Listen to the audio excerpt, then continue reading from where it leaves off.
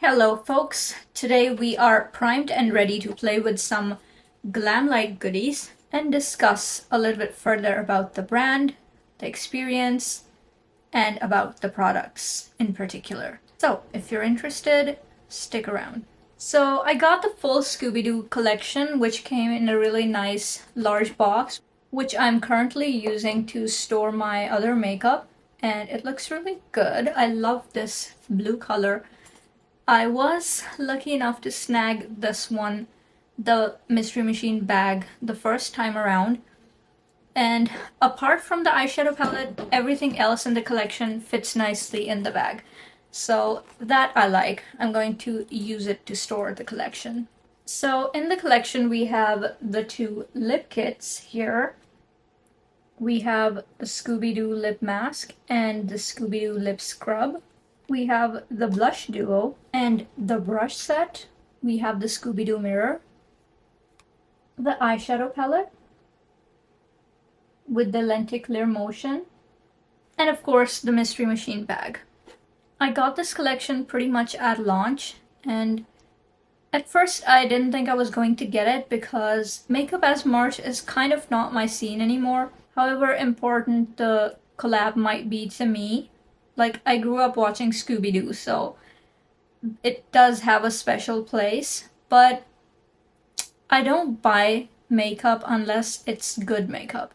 I think after a day or two, maybe a few hours, I'm not sure, but I pulled the trigger. I got the whole collection. I guess it was sort of FOMO that the bag sold out so quickly at launch, and I wanted to have the bag. The bag is very cute. It's something that I was also excited about, which doesn't usually happen. Usually in collabs, I'm the least excited about something that other people seem to be very excited about. But this one got me. I'm not gonna lie, this one got me. The biggest reason for purchasing from Glamlite is that their stuff is quite good quality. They seem to have figured out a way to make these products affordable as well as good quality, and I appreciate that. This is what the palette looks like. Very nice spring summer kind of vibe. I do have some small things though. I wish they had given Fred a lower lip. I did Google some pictures and he does not look like that in the cartoons, which is what I suspected. Let me see if there's a clearer picture of him here. Hold. This picture here as well, it seems like he doesn't have a lower lip, which is a petty annoyance, but still, it's petty, but I wanted it to be perfect. That's not always possible. Anywho, it's very colorful, very spring summer vibes, and the box is really nice. I like this picture in the front of it, and also on the back. It's quite lovely, and I'm going to keep this one. It's already full of my makeup, and it's quite heavy. Let's put some makeup on the face. While I put the rest of the makeup on, I'm going to apply the Daphne lip gloss. This lip gloss is very sparkly and pink, and I know I'm going to like it. Very pink and sparkly. Just as I expected, I like this one. I'm going to use the Glamlite brushes for my eyeshadow. Very pretty colors. The shapes are kind of slightly weird. Like this blending brush is kind of bent to one side. Could be that it got bent in transit. And this pencil brush.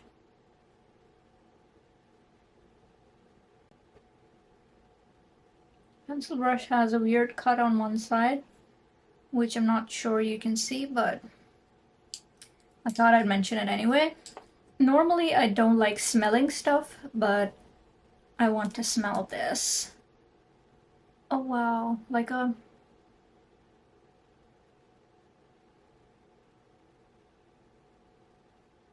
I like this scent.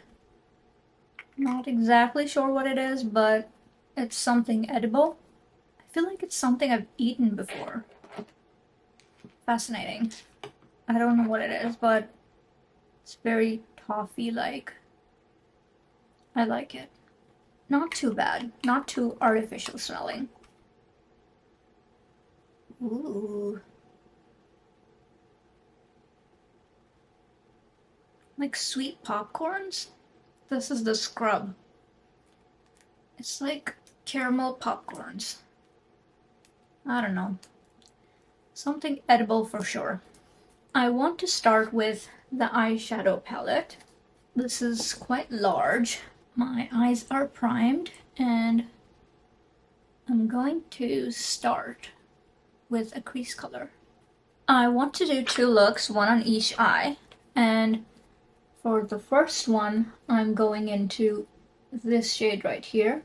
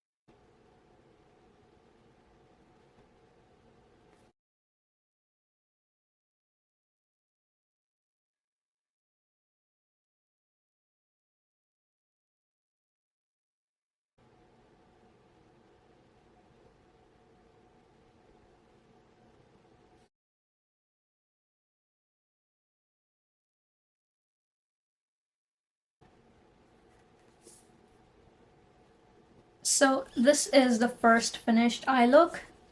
I used all the shades from the first row and they performed really nicely. I think the mattes are quite pigmented, yet blendable. So that's quite good. And the shimmers are those softer, creamy shimmers, which means that they don't pick up very well with a brush. So you have to use your finger for maximum impact. Let's move on to the other eye. I think my camera stopped recording, but I went in with this orange shade for the crease. Very pretty. I love this shade of orange, like a yellowy orange. I don't think I've seen many of these lately in my collection. I want to keep it simple and rather uncomplicated, so I'm just going in with this.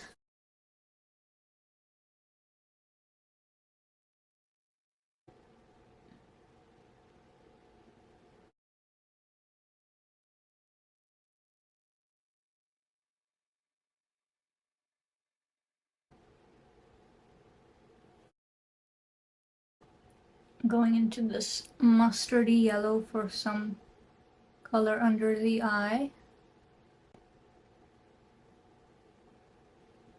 Oh, I would have preferred the orange. Let's put some orange on top.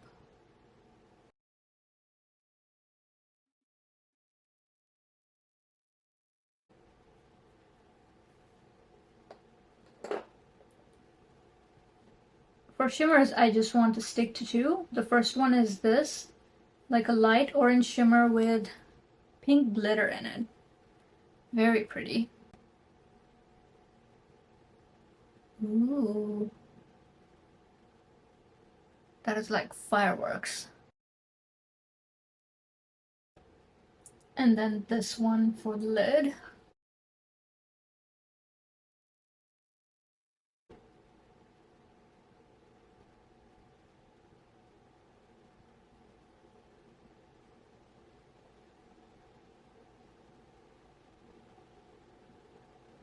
I will say these were fairly effortless. Like, I didn't have to work hard to blend the edges or apply the shimmers. I didn't have to build them at all if I used a finger. And the color combos, they're kind of arranged in a way that you don't have to think too much. So I just used this first row for the first look and then combined these 2 for the other one.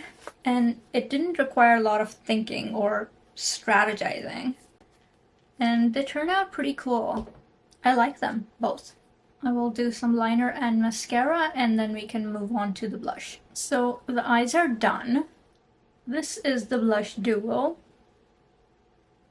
The picture on the front is so cute. Makes me wish I had a Great Dane. I only recently found out that Scooby Doo is a Great Dane. Every Great Dane I've met is so skittish, so it totally makes sense that Scooby Doo is a Great Dane. This is the duo. I'm glad they decided to do a duo this time. I think that's really cool for both Daphne and Velma. I'm looking for the right brush to apply these. Since these are powders, should not be too complicated. So I'm going to use this blush on our warmer side.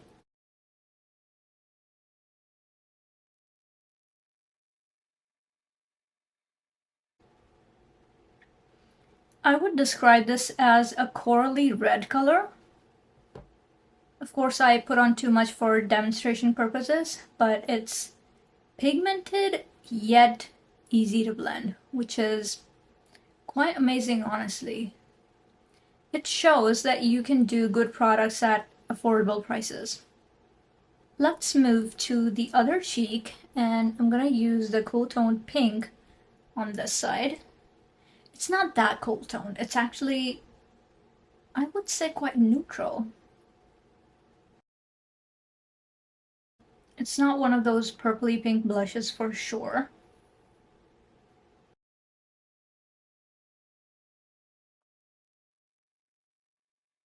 Look at how beautifully that dispersed and blended on the cheek and didn't get too pigmented or patchy. I've noticed that for some smaller or indie brands, it's harder to formulate a blush that's not too pigmented. That's kind of not the same formula as eyeshadows. I feel like larger brands do face products or cheek products well.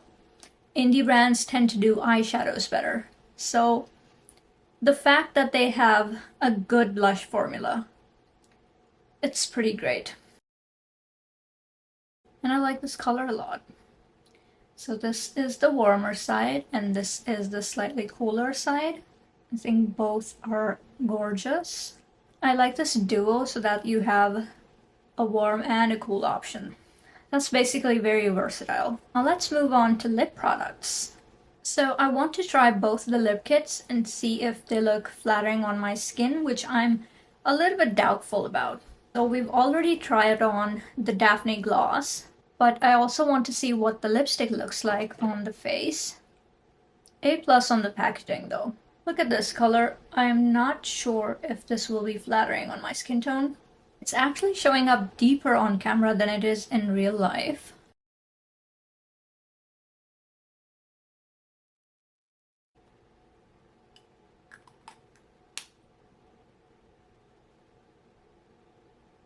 I don't feel like it looks super flattering on my skin tone. At least not in 2023. It's a nice color, probably meant for a lighter skin tone. Let's put a gloss on top and see if that makes any difference.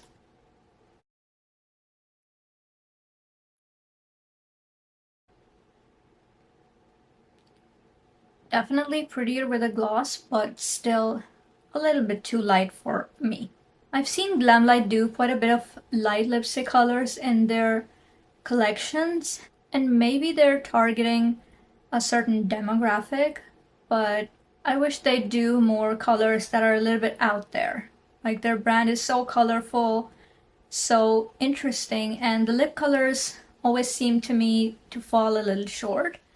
They're very safe colors, so that may be something for them to think about in the future. Let's move on to the other lip kit. Here is the Velma lipstick. Again, very cute outer packaging. This is more of a terracotta nude. Again, quite a safe lip color. What if this were like more of a brighter orange? And the Daphne one was maybe like a purple with glitter. Fuchsia purple.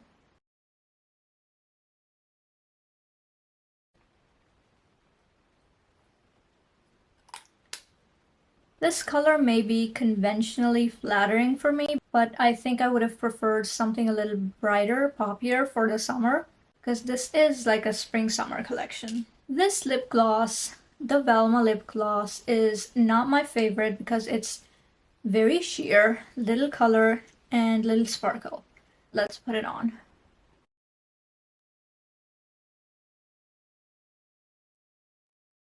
Here are both the lip glosses swatched so you can see the difference. Pink one has a lot more sparkle and the orange has very little and a light color.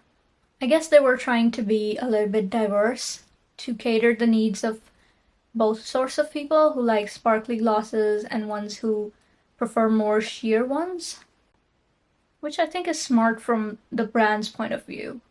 Also, I noticed that the pink sparkly gloss has a shift from pink to green to gold, which is very interesting. These are the two lipsticks swatched. Again, I think one caters to those with fairer skin tones and the other to deeper ones. So this is how we're looking.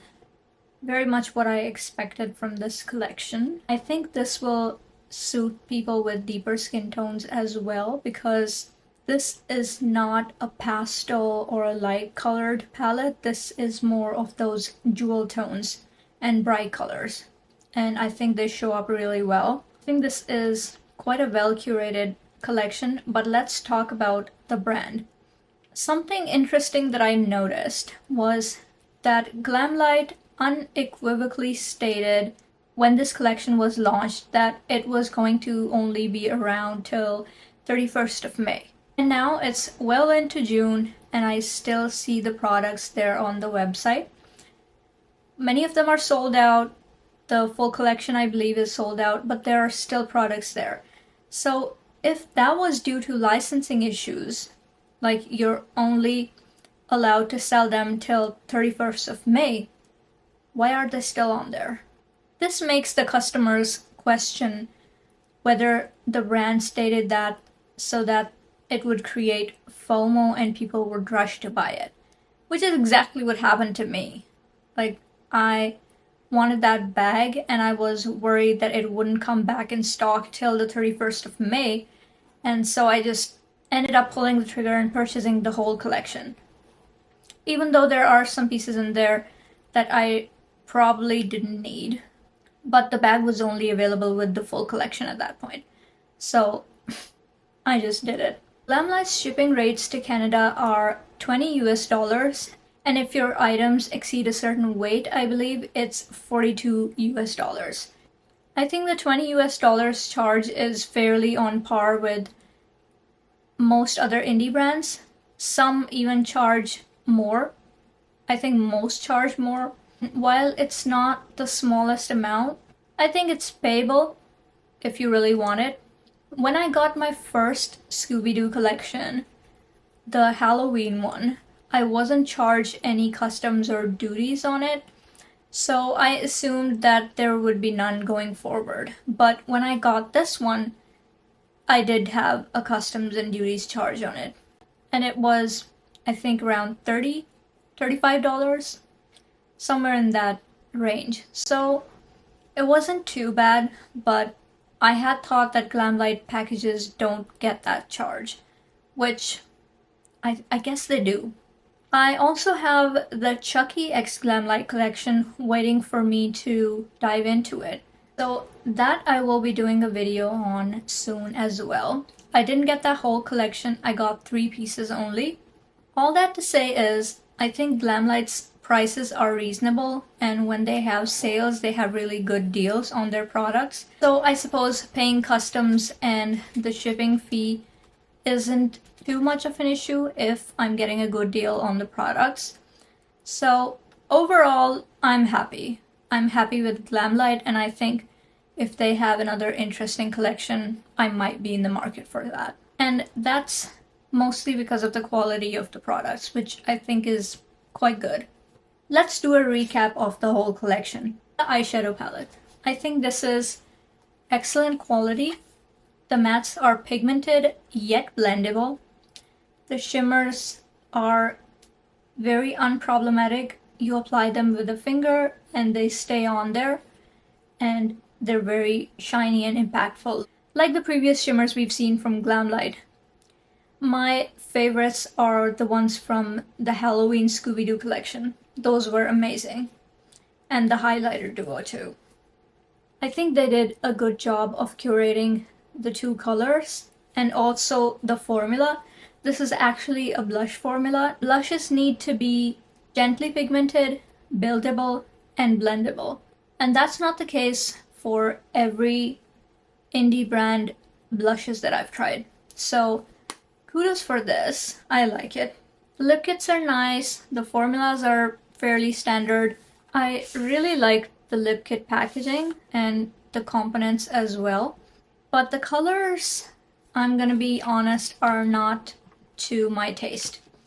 The only one that I like out of these 4 items is the shimmery pink gloss that has like a duochrome flip. That is a pretty gloss and I can see myself wearing it, but the one I'm wearing, the lipstick is a bit dark for my preference and the lip gloss is a little too basic.